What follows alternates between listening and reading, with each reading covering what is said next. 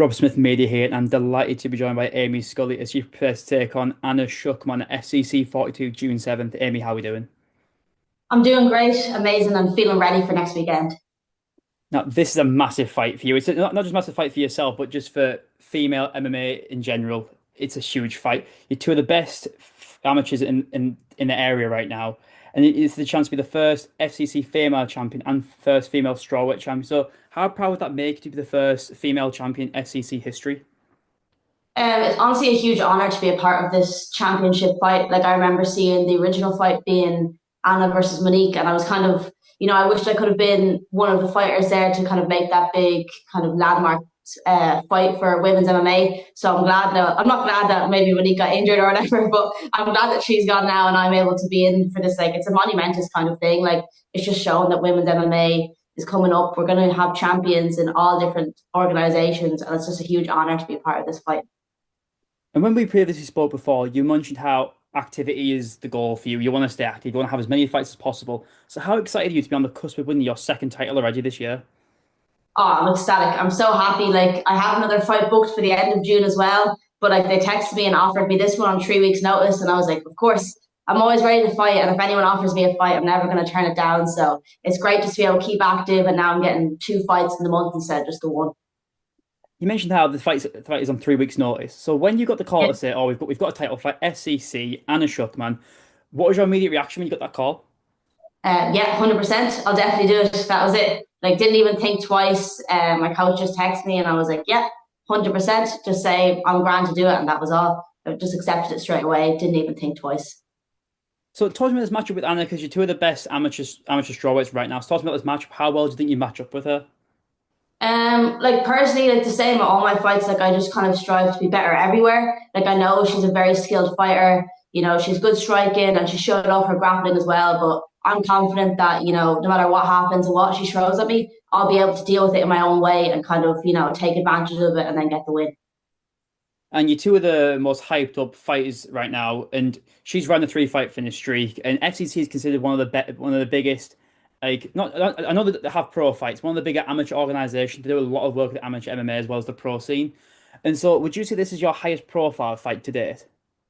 Yeah, I think so. I think like apart from the Worlds, I'd say this is probably the highest profile fight. Like I'm looking at sort of the analytics even on the posts like I've collaborated with FCC and like, they're really high, like 100,000 views and stuff like that, which, I wouldn't have got coming up to other fights apart from like my own videos that I'd be posting out. So it's definitely super high profile. Even like I have this other fight coming up, but the hype for this one is way higher. It's also going to be, I think it's five 3 minute rounds, which is, it's the same length as a pro fight now. So it's nice to have that kind of one step closer to going pro because I'm coming towards the end of my amateur career now. I'm not sure when I'm going to go pro, but it's nice to kind of have a bit of a feeler for what that's going to feel like. So, would this be your first time doing five 3 minute rounds? Yeah. And so, have you had to adapt your training at all to kind of for the extra rounds, or you just same as No, normal? I know my cardio is through the roof. I do my sprints. I'm training super hard all the time. And even when I'm doing sparring, like myself, like it's usually we're doing the pro, like five, 3 5s or something like that, or even like 6 5s if we're sparring with a group of people. So like personally, I think it's not going to make a difference, but it's going to be nice to kind of feel the pressure of having that extra bit of time in the cage and maybe even just like having a 5 round fight as well. You can kind of be a bit more tactical. It doesn't matter if you lose one round as much as in a 3 round fight. So it's going to be nice to kind of have that feeling of, a championship fight. And when I was doing some research into this fight, and if anyone just goes on Tapology and search your both your records, the thing that stands out the most to me is your experience. I think you've got over double the amount of fights that she has. So do you believe your experience will play a big factor in this fight? Definitely. Like I've had so much experience now, and I've fought like really high level, tough opponents that have had great records. Like even my kind of, I guess I don't know how to say it, like a double fight. Like I lost against Julia Glass, and then I beat her in the world. Like she's super talented. Monique, who I fought, is super talented. Even there's a couple other people in the world that had about 10 fights and stuff like that that I fought and beat, and it's like that's type of thing. I've had loads of experience and I've also fought people with loads of experience. So I think that's going to really stand to me in this fight. And you mentioned how you've had your eye on this fight. Is your last opponent, Monique Edwards, was supposed to be fighting for this title. Unfortunately, she got injured, had to pull out. Were you quite surprised you weren't originally offered the fight to begin with? I was a little bit salty to be honest. I was fuming. I was like, oh, like, I come off the win and got the shock and awe title, and I was like, nice. I was looking for the next thing, and I was already looking at FCC because I'd seen Anna and Amy Timlin's fight, and like there was a huge load of hype around that fight, and I was like, I want to fight one of them because I want to be taking the tough and also high profile fights right now. So when I saw that I got announced against Monique, I was like, I actually messaged them and I was like, I'm fighting the winner basically. But so I was already planning on fighting whoever won after, but this is better now. I'm getting the fight in sooner, and I'm just like I'm excited for it. And so, what did you originally think of the matchup with Monique? Monique, 'cause obviously you've been in there with Monique, and then who do you think was going to win that fight from the original matchup? I'm not too sure. Like Monique was definitely a very tough opponent. Obviously, I've fought her, so I'm able to tell like what she's good at and stuff like that. But like I think it would have been a close fight. It definitely would have been like Anna's toughest fight yet, 100%. And I think now this is an even tougher fight for her against me because I beat Monique. But like I wouldn't. I'm not sure who would have won out of it, but I definitely think it would have been her toughest challenge yet, no matter what. And so you mentioned how you messaged FCC. What was it? What was that? You just want to make sure that like, I'm getting that winner. Was that the case? Yeah, I just messaged them. I said if there's any strawweight fights, and like I'm more specifically looking at the title. Like if they wanted me to do one fight before going for the title, that's fine with me. But I messaged them and I said, your next show, I'm fighting the winner. If that's all right with you guys. Uh, and as we get close to the fight, it's just shy of a week away.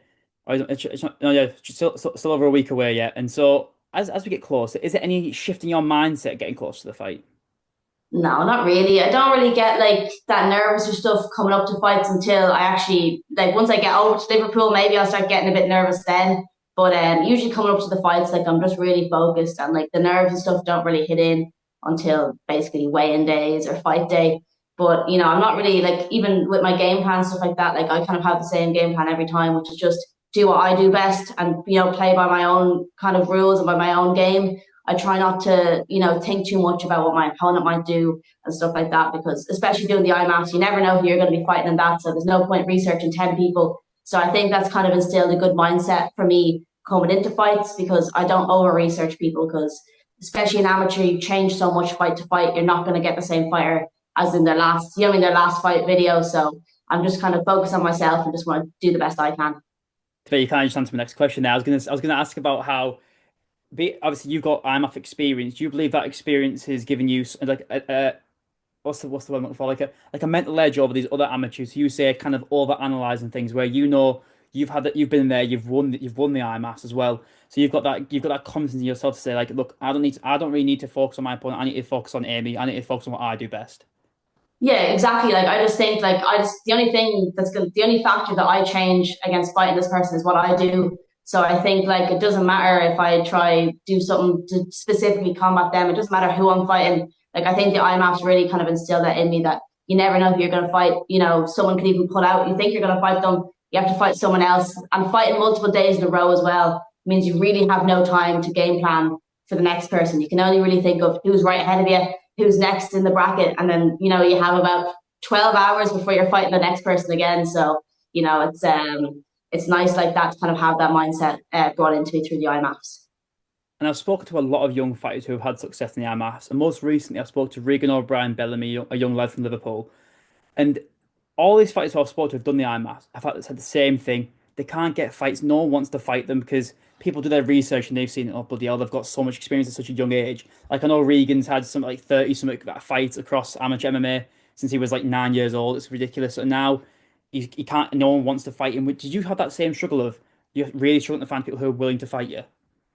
Yeah, definitely, 100%. Like it's been really hard to find people. Like it's almost impossible to find people in Ireland now. That's why I'm fighting over in the UK a bit more. But it's definitely very difficult. Like I've had loads of people turn me down. They don't want the fights. Which, in my personal opinion, like if some I don't know 4-time world champion with like 30 fights, if I was offered them, like I'd take it. I don't care if I lose. Like I want to fight the best of the best. That's kind of my mindset. So I don't understand why people then will turn me down. But like I think like if you want to be the best in the sport, you have to always try fight the better person and be the better person then and prove that you're better. But yeah, I've struggled a lot, but it doesn't faze me. I just got to keep looking, and if people don't want to fight me, that's their loss. Well, I think it's almost like in a weird way, it's almost like a compliment to how good you are that people are kind of scared to fight you in a way. And you mentioned there how you don't really you had to fight outside of Ireland now to actually find fights. Does that ever frustrate you at all? Because I know you probably don't mind all the traveling and things, but I can imagine you prefer to have some fights in Ireland. It's a bit frustrating because, like, some of the nicest fights that I've had have been in Ireland where all my friends and family could actually be there and watch me. Like, for most of my worlds, well, all the worlds, it would either just be the team, my teammates, and my mom there screaming from the crowd, and that would be it. So, it was nice fighting in Ireland and having, everyone be there and kind of have a good crowd and be able to go out with all my friends and family then after and have like a nice dinner and stuff like that. But it doesn't faze me too much. Like all my fights, I've only had two fights in Ireland, so apart from that, all my fights have been abroad, so I'm used to it. But I would love to fight in Ireland again. And you mentioned there how the IMMAFs has given you that sort of mental edge to have that confidence in yourself. How influential has the whole experience of having the IMMAF? How influential that'll be on your whole career as you go forward? Oh, I think it's massive. Like even when I go pro and I'll be fighting for UFC belts and stuff in the future, like you're never gonna have that pressure of fighting multiple days in a row. Just like the whole even just atmosphere of it of just like there's like about five fights going on at the same time. It's just like a crazy atmosphere, and you're there and you're warming up right beside your opponent. Looking at them and you're there with them. I think it's like any amateur fighter I really think should experience it because it's something that builds a different type of grit in fighters having to fight multiple days in a row and just like have that. I think it's going to stick with me forever and for a good thing. Like it's going to be an edge I'll have on anyone that hasn't done it. And so if you get the job done on June 7th, you'll improve to 9-1. That's 10 fights. It's a ridiculously good record at amateur. At what point will you start looking to go pro? Because usually around that sort of time frame, around 10 fights, so people start to look at going pro. So is it any like thought of going pro anytime soon?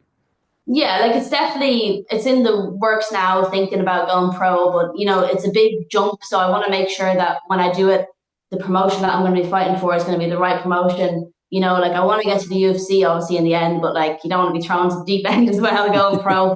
So like I want to go into the right promotion that'll help me get there and just kind of figure out everything that I want to do. Like I want to have a serious kind of map of where I want to start, where I want to be in, 3 years and then hopefully 5 years time, then, UFC, if not sooner, but, being realistic, like, so, like I just kind of maybe early 2026, but right now I'm just kind of, talking with my coach, just trying to figure out what's the best path forward.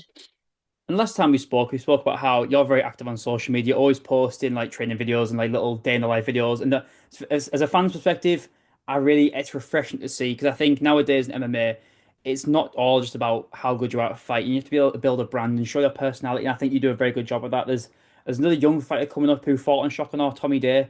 I think Tommy does a really good job of showing his personality through video content. And so was that a conscious decision of yourself?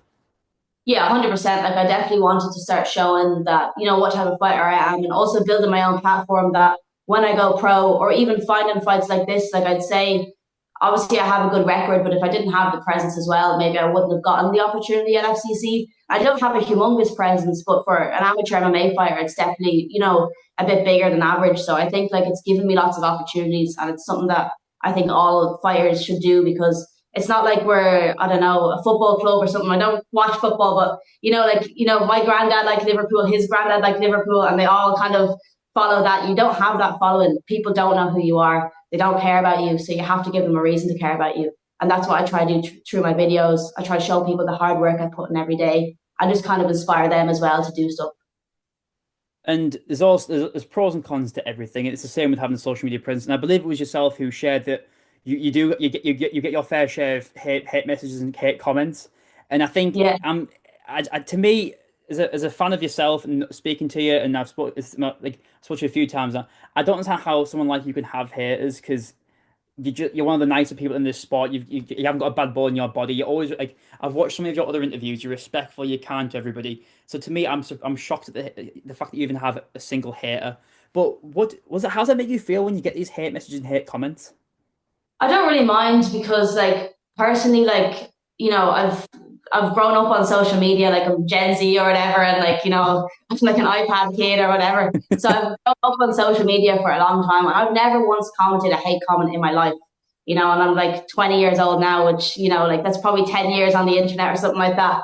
And I just find it like very sad that it's more just sad. Like I feel like that people want to spread negativity. It's more like maybe they don't have something going, you know, I mean, maybe their life's not going too well, and the only way they can kind of feel good about themselves is putting someone else down.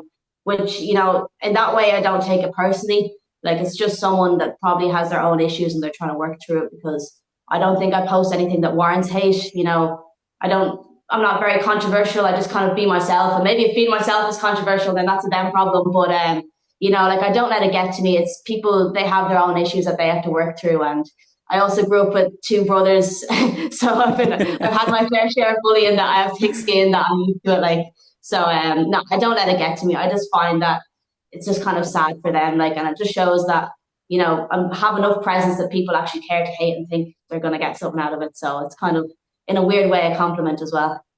I was gonna say, usually when you start to get haters, you know you're doing something right because people hate when they see other people successful and maybe they're not doing so well in their life.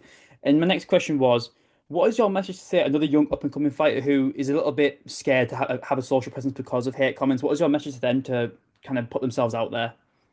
I think you just have to realize that until it works, you're going to be cringe, if that makes sense. Like I was actually even talking with my little brother about this, like earlier on, like just about like posting videos and kind of doing that, because it's a great way to, even no matter what you do in life, you can kind of make a TikTok or an Instagram for anything now and almost make a career out of it. But like when I started, I was like so embarrassed. Like when I posted my first vlog, I was like, you know, I posted it and like I didn't tell anyone. I was like, oh, like all my friends are going to be like making fun of me and stuff like that. But like realistically, everyone kind of wants to have that confidence to go and put themselves online. And like people that are going to be tearing you down, especially if they're close to you, they're not real friends. But I think it's just important just to put yourself out there. You're going to be cringe. That's just part of it. Like you have to kind of accept, like everyone's cringe. Like, you know what I mean? Everyone's kind of funny, and, you know, you're not going to be perfect all the time. And I think if you show your real self, people kind of appreciate that, because like behind closed doors, everyone loves a bit of crap. Everyone loves messing around. So if you can show that online as well, I think people kind of appreciate it. Yeah, I think you've got to kind of just fake it till you make it sort of thing. Like just wing it Yeah, and just wing it and eventually you'll find your niche, you'll find what works. I think that's a brilliant exactly. mindset to have. I think it's similar to I think a lot of people in my field of like MMA journalism are kind of the same thing. Like I've been doing this for like just over a year now, and if I watch my first interviews compared to now, it's like night and day difference. And it's the same with making vlogs. It's the same with anything. I think you've got to put yourself out there. You can't be afraid to do that, to challenge yourself, and you can't be afraid of what other people think. I think that's the way you can't live your life scared. That's it. Like once you start living like 100% for yourself, like once I finished school, that's when I just kind of realized I can do what I want. And once I started living 100% for myself, I didn't care what anyone else thought. And if anyone thought I was stupid or the videos were like, I don't know, they weren't interesting or they were a bit cringe, like I didn't care. Once you start living 100% for yourself, like nothing else matters. And you'll see how much you progress once you start doing that. You said when you left school, you kind of had that realization of you kind of you're going to live your life. And I know the question. It's a bit of a generic question, but I think it's an important one because it kind of explains your story a bit more. When you were growing up and you were training MMA and stuff, was there like a particular moment where you realized that this was the career for you? Yeah, there was during, was it 2021, it was still like COVID lockdown in Ireland, and I think throughout most of the world anyways. And me and my brother, I was 16 and he was 19, and we'd saved up enough money that we could go to Thailand for a few months, because we had a bit of savings already, and obviously since we were all locked down we hadn't spent anything in like a year or so. So we went over to Thailand for 3 months, because it was like, I think it was like 300 quid for return flights. It was so cheap.